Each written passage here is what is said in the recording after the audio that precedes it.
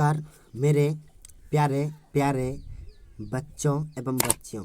ठीक है, तो आप लोगों के लिए हम फिर से लेके आ गए हैं हिस्ट्री का चैप्टर 3। ठीक है, समझ में आ रहा होगा। हिस्ट्री का चैप्टर 3 जो सामाजिक विज्ञान का एक हिस्सा है, इतिहास। ठीक है, क्या है? इतिहास, जिसको बोलते हैं इंग्लिश में हिस्ट्री। तो इस किताब का हम लोग पढ़ेंगे चैप्टर नंबर 3, जो चैप्टर नंबर 3 में है हिंद चीन में राष्ट्रवादी आंदोलन। ठीक है, क्या है? हिंद चीन में राष्ट्रवादी आंदोलन। इस चैप्टर का हम सारा का सारा ऑब्जेक्टिव क्वेश्चन आप लोगों के बीच लेके आ रहे हैं।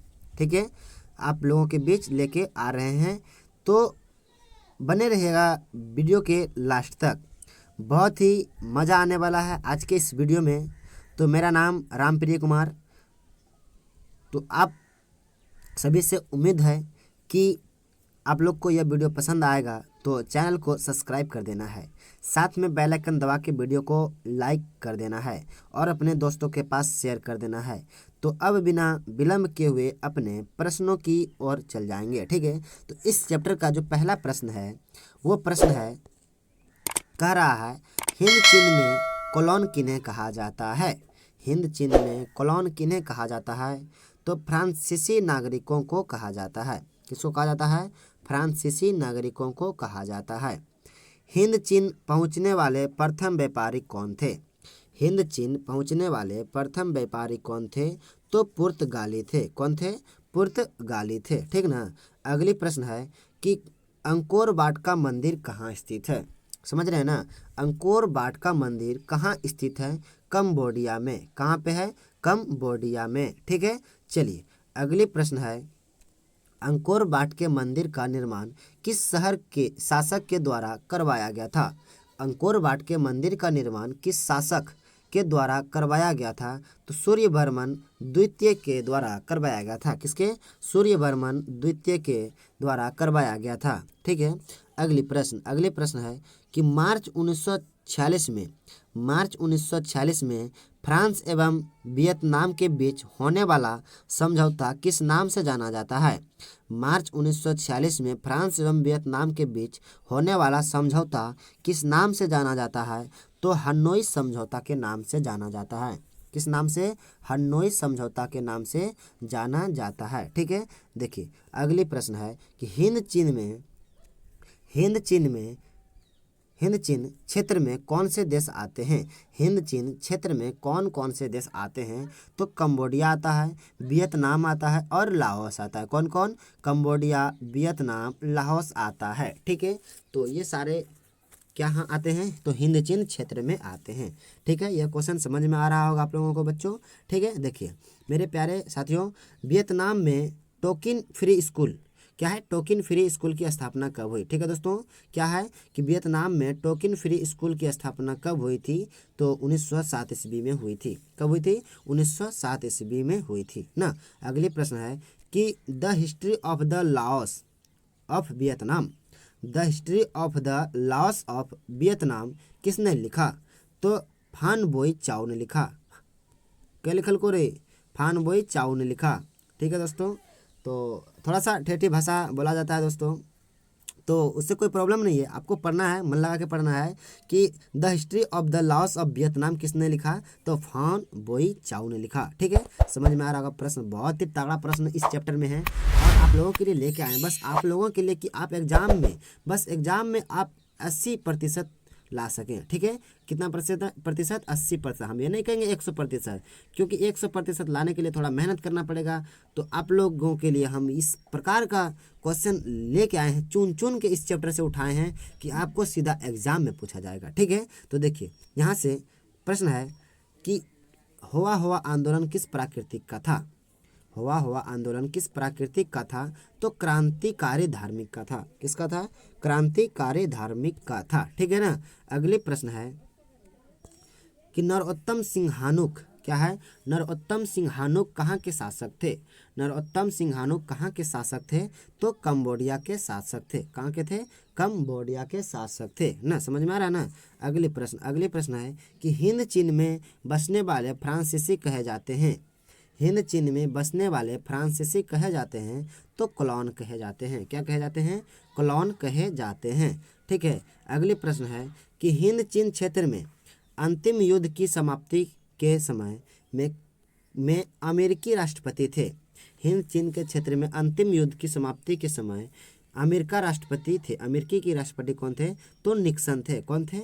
निक्सन थे। ठीक ना। अगली प्रश्न है कि किस प्रसिद्ध दार्शनिक ने एक अदालत लगाकर अमेरिका को वियतनाम युद्ध के लिए दोषी करार दिया?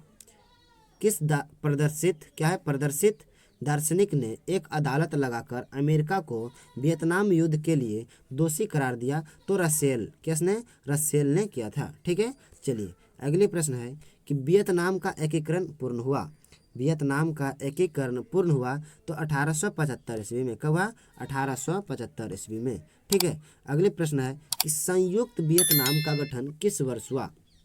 संयुक्त वियतनाम का गठन किस वर्ष हुआ? तो 1975 ईस्वी में हुआ। कब हुआ? 1975 ईस्वी में हुआ। अगले प्रश्न है कि जनेवा समझौता कब हुआ? जनेवा समझौता कब हुआ? तो 1954 ईस्वी में हुआ। कब हुआ? 1954 ईस्वी में हुआ। ठीक है, अगले प्रश्न है कि पुर्तगालियों ने कहाँ अपना केंद्र बनाया? पुर्तगालियों ने कहाँ अपना केंद्र बनाया? तो मलक्का में बनाया। कहाँ पे बनाया? मलक्का में बनाया था। ठीक है, देखिए अगले प्रश्न है कि वियतनाम में रहने वाले फ्रांसीसी नागरिकों को क्या कहा जाता था?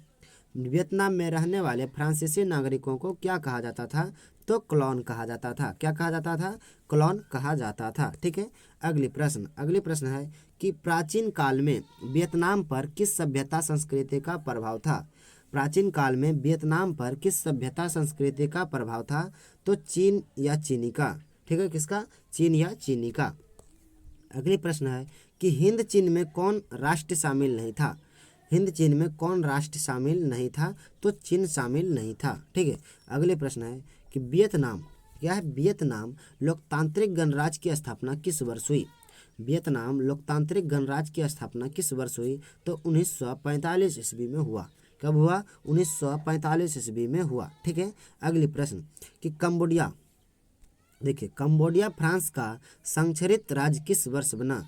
कंबोडिया फ्रांस का संरक्षित राज्य किस वर्ष बना? तो 1863 ईस्वी में बना। कब बना? 1863 ईस्वी में बना। ठीक है, इंडो चाइना को किस देश ने अपने उपनिवेश के रूप में विकसित किया? इंडो चाइना को किस देश ने अपने उपनिवेश के रूप में विकसित किया? तो फ्रांस ने। किसने किया? फ्रांस ने किया। ठीक है, अगले प्रश्न है कि हिंद चीन में आने वाले पहले यूरोपीय व्यापारी थे। हिंद चीन में आने वाले पहले यूरोपीय व्यापारी थे तो पुर्तगाली थे। कौन थे? पुर्तगाली थे। ठीक है, अगले प्रश्न है कि अमेरिका ने रबड़ के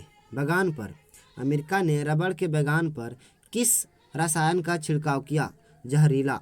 किसका? जहरीला किया था। ठीक है, अगले प्रश्न है कि लाल खमेर सेना किसकी थी? लाल खमेर सेना किसकी थी? तो सिंहानुक की थी। किसकी थी? सिंहानुक की थी। ठीक है, अगले प्रश्न है कि निवो लियो हक्सत किसकी राजनीतिक पार्टी थी? किसकी राजनीतिक पार्टी थी? तो पाथेट लाओ की। किसका? पाथेट लाओ की थी ना। समझ में आ रहा? अगले प्रश्न है कि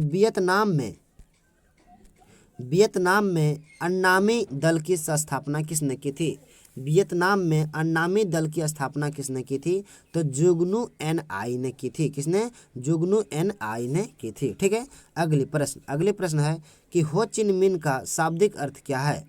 हो चिन मिन का शाब्दिक अर्थ क्या है? तो पथ प्रदर्शक। क्या है? पथ प्रदर्शक है। ठीक ना। अगले प्रश्न है कि वियतनामी कम्युनिस्ट पार्टी के संस्थापक कौन थे? वियतनामी कम्युनिस्ट पार्टी के संस्थापक कौन थे?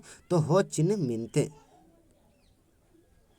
वियतनामी कम्युनिस्ट पार्टी के संस्थापक कौन थे?